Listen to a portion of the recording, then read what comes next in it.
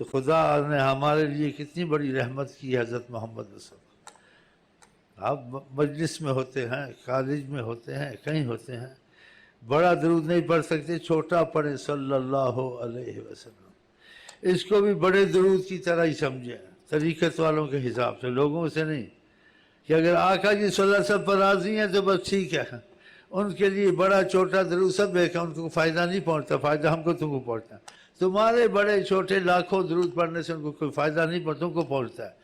افضل تو درود ابراہیمیہ ہے، نہیں ہو سکتے اس پر بھی راضی ہیں کہ مشائخ طریقت نے آقا جی کو دیکھا، اس پر بھی خوش تھے، اس درود پر بھی خوش تھے۔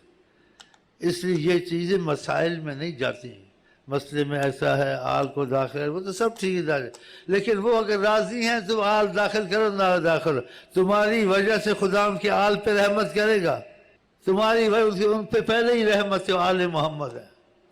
تو یہ سوچنے کی بات ہے۔